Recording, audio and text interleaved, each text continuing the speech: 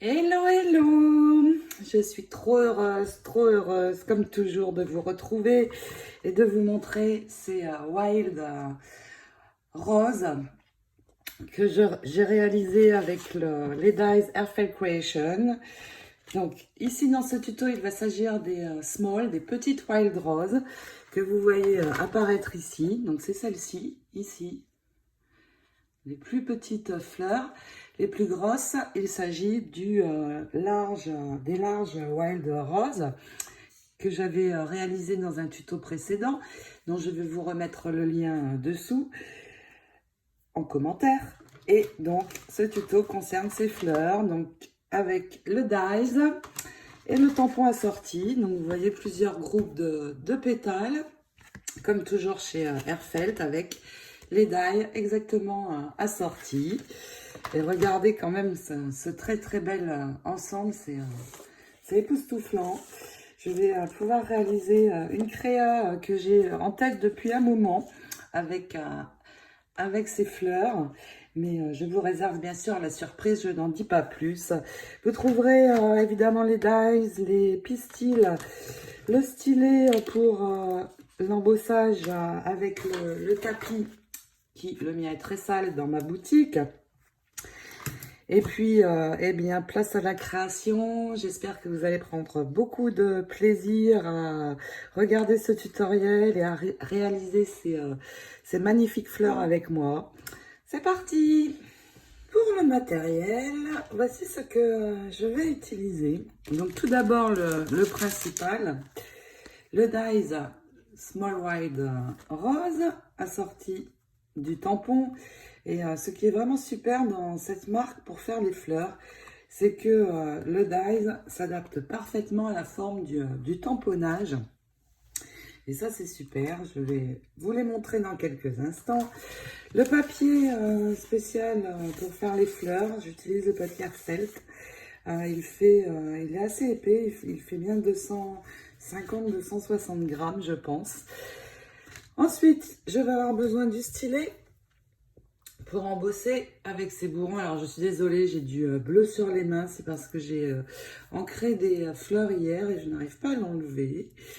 Donc, le stylet avec les bourrons de différentes tailles, selon la taille des pétales. Et le tapis mousse, qui est très sale le mien, qui va permettre d'embosser donc à la main. J'ai aussi cet outil, c'est une pointe qui va me permettre de percer le centre de mes pétales, mais aussi ici de donner une forme un petit peu différente. Vous voyez, c'est plat, donc ça va me permettre d'aplatir le pétale. Ensuite, les pistils. Les pistils, je vais prendre ceux-là, les Pastel Bead Medium. Donc je prendrai les petits roses, vous voyez, ils sont un peu pailletés, c'est très sympa. Donc comme ça va être plutôt des petites fleurs, je vais utiliser ceci. L'encre, donc de couleurs que j'ai choisi, une pour tamponner qui est plus foncée pour accentuer certains endroits du pétale, et puis une plus claire. Donc je prends exactement les mêmes encres que j'avais prises pour mes larges Wild Rose, pour pouvoir faire un joli arrangement ensuite avec les blocs acryliques pour tamponner, bien sûr, ma colle, une éponge qui va me permettre de poser mon cristal clear. Et donc tout d'abord, eh bien, nous allons tamponner nos pétales. Alors, je vais tamponner 3 fois chaque tampon. Pourquoi? Parce que quand je fais des fleurs, eh bien, j'en tamponne plusieurs pour avoir beaucoup de pétales et ne pas avoir à refaire et à ressortir à chaque fois. Donc là, je vais en faire 3 de chaque. Je vais vous montrer avec celui-ci tout d'abord. Donc le plus gros. Donc l'encre, je vais la poser sur mon tampon par à-coups comme ceci. Et puis c'est parti. Donc ici j'ai un tapis un petit peu mousse spécial pour tamponner. Voilà ce que j'obtiens. Et puis je vais continuer avec les autres. Alors, je peux aussi tout mettre sur une grande plaque, si je veux, pour pouvoir tout tamponner d'un coup. Ça, c'est pas mal quand même. Quel gain de temps. Donc, vous voyez, j'aurais pu aussi tout tamponner d'un coup. Alors là, je vais les faire un par un parce que le bloc acrylique est plus petit et je vais pouvoir aussi, en faisant comme ça, gagner de la place sur ma feuille pour ne pas gaspiller. Donc, je tamponne mes quatre tampons. Et puis, nous allons passer ceci dans la machine. Alors, je fais tout sur la même feuille. Pourquoi? Parce qu'en fait, je vais placer tous mes dies sur ma feuille, mes 4 dies. Et je vais pouvoir avoir toutes les découpes en un seul passage dans ma Big Shot. Donc ça, c'est super. Donc, une fois que j'ai tamponné, eh bien, je vais prendre les dies. Donc, comme les tampons, il y en a 4 adaptés. Et puis, je vais les placer sur mes tamponnages en mettant un petit morceau de scotch pour qu'il reste bien sur la forme. Alors, évidemment, je vais nettoyer mes tampons tout de suite après pour ne pas les abîmer et qu'ils restent bien propres. Donc, vous voyez ici, j'ai un pic. Et sur mon tamponnage, il est ici. Donc, en fait, ce pic correspond à l'endroit où je vais poser mon dies. Donc, vous prenez bien votre temps. Vous le tournez jusqu'à avoir exactement l'emplacement. C'est bon pour moi. J'attache avec mon morceau de scotch et je vais faire la même chose avec les autres dies. Donc, vous voyez, là, si je le place comme ça, il se positionne à peu près tout seul, sans trop d'effort sur mon tamponnage. Donc, je vais placer tous mes dies et puis passer une seule fois dans ma machine et j'aurai beaucoup de pétales à la fois. Ça, c'est super. Donc, vous voyez ici, pareil, j'ai un pic. Il est là, sur mon dies. Donc, il me reste à venir le placer en me repérant ici, en fait.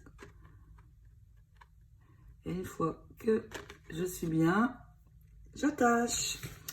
Je termine par attacher le dernier. Et puis, je passe ceci dans la machine et je vais récupérer tous mes pétales. Je peux maintenant récupérer mes découpes. Alors, j'ai choisi de découper avant. Cette fois, sur les grands pétales, j'encre d'abord. Mais là, j'ai choisi de découper avant.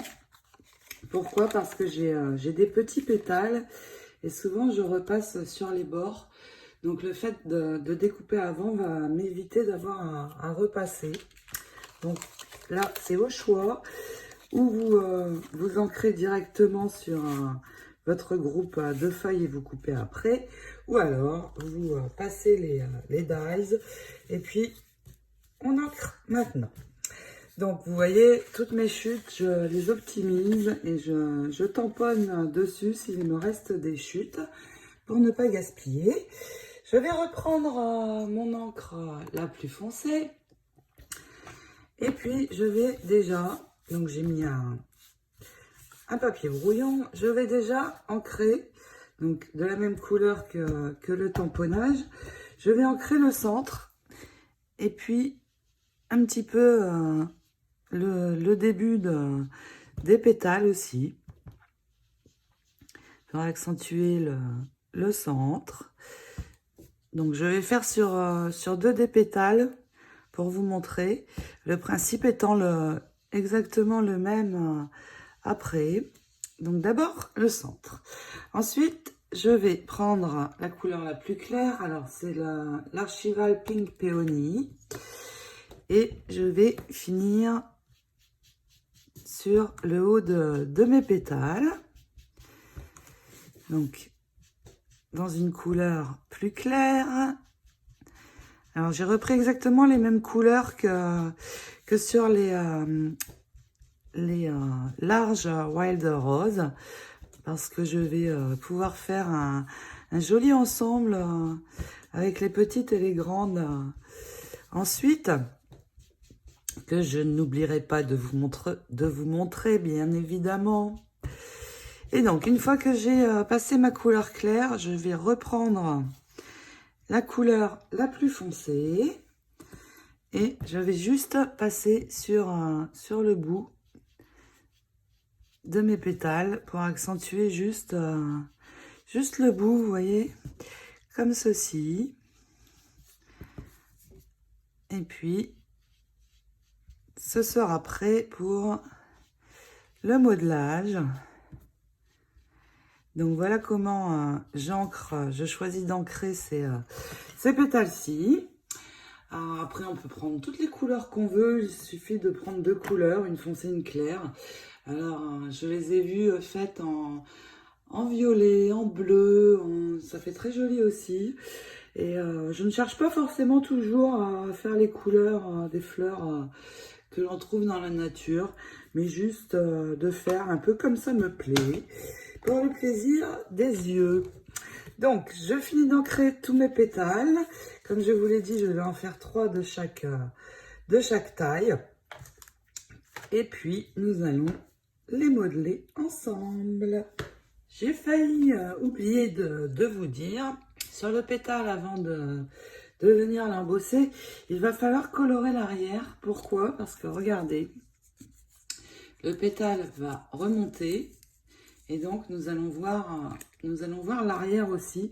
Donc, par contre, là, vous pouvez colorer un peu comme vous avez envie. Pas besoin que ce soit parfait. C'est juste mettre de la couleur pour ne pas avoir de blanc au montage. Donc là, je prends l'encre la plus foncée. Je passe un petit peu comme ça, vite fait. Ça sera bien suffisant. Et puis, nous pouvons continuer à travailler sur nos pétales. Pour modeler, j'ai 2 possibilités, soit à la main, soit avec un moule. Ça s'appelle un mold en anglais. Donc c'est un moule où l'on va pouvoir placer tous nos pétales, le refermer et le passer dans la machine.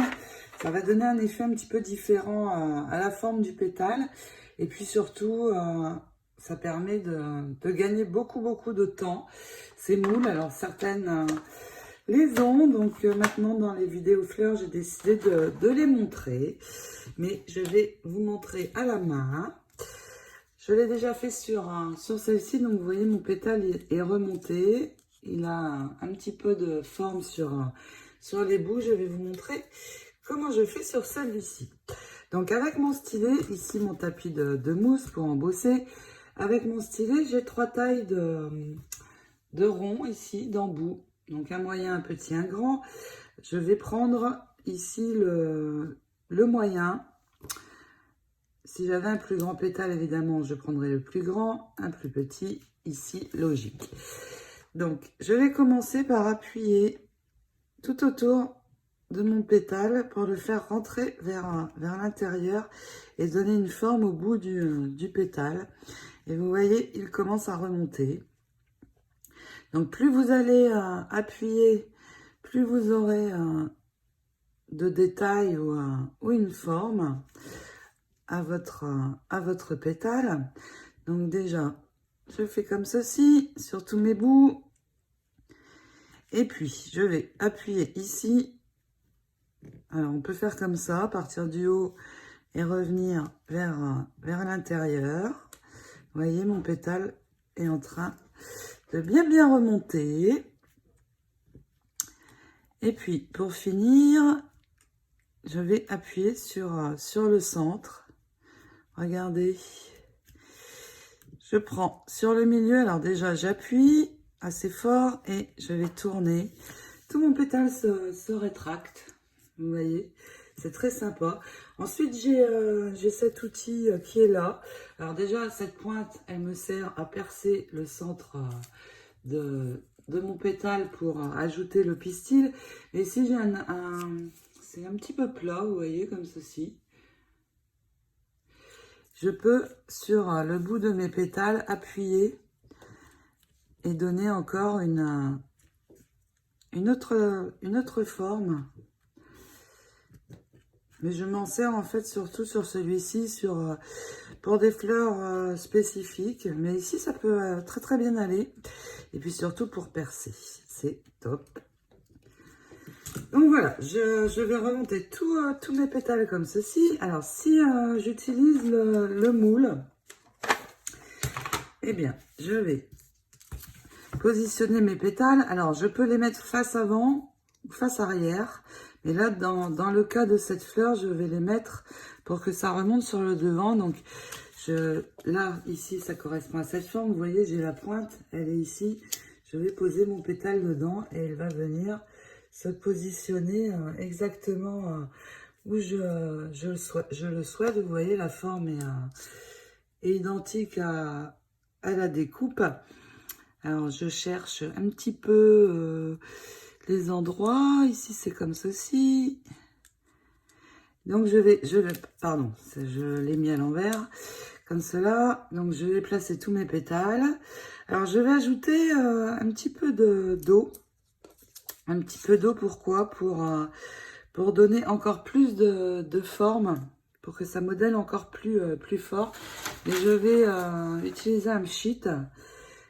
Et vraiment faire de loin. Je vous montre ça de suite. Donc, je vais vraiment me mettre loin et ajouter un peu d'eau.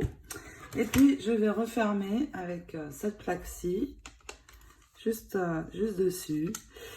Ensuite, pour la machine, je mets ma plaque transparente en dessous, l'autre au-dessus et je passe. Donc, que vous modeliez à la main ou avec le mold, eh bien, je modèle tous mes pétales et puis ensuite nous allons passer à l'assemblage. Et nous pouvons d'ores et déjà brancher le pistolet à colle. Donc vous voyez, avec les moules, j'ai quelque chose de complètement différent, beaucoup plus travaillé. Après, je sais que certaines d'entre vous préfèrent le faire à la main. On n'a pas du tout le même résultat en fait. Alors si je passe dans le moule, je vais reprendre mes pétales. Alors ils sont bien modelés autour, mais je vais juste appuyer sur le centre pour les remonter comme quand j'ai fait à la main. Donc tout simplement, je remonte tous mes pétales en appuyant sur le centre tout simplement. Donc assez rapidement. Celui-ci, oui, c'est comme ceci. Vous voyez, vraiment complètement différent le résultat. Et les deux sont très bien. Et nous passons à l'assemblage. Je vais percer le centre ici. Alors, en me mettant bien au milieu, je vais percer le centre de mes pétales. Comme ceci. Donc, vous voyez, ça va me permettre de passer le pistil. Alors, attention sur les petits pétales, vraiment très doucement pour ne pas le casser. Et un tout petit trou est suffisant. Donc, je perce tout ça et puis ça y est, on assemble. Je vais maintenant assembler avec vous. Donc, je vais assembler une fleur avec les pétales de la plus grande taille. Celle-ci. J'en ai pris 3. J'ai percé au centre et vous voyez, j'ai préparé des pistils rose foncé, rose pâle et blanc. Donc, ce sont ces pistils, les pastel beads. Mais j'aurais pu aussi prendre des pistils pastel perles. Ça aurait été très joli aussi, mais j'ai choisi cela. Je vais prendre 5 pistils. Je vais en prendre 2 blancs, 2 roses plus foncés, puis un rose pâle. Et donc, je vais faire un tour avec. Je vais rajouter un blanc ici. Donc, pas de rose pâle. Vous pouvez faire absolument tout ce que vous voulez. Et puis, je vais passer donc mes tiges dans mon premier pétale. Alors, s'ils ne sont pas assez remontés à votre goût, vous pouvez encore le faire. Vous voyez, en rappuyant sur le centre. Et puis les pétales sont un petit peu différents tous. Vous pouvez choisir celui que vous allez mettre pour le centre.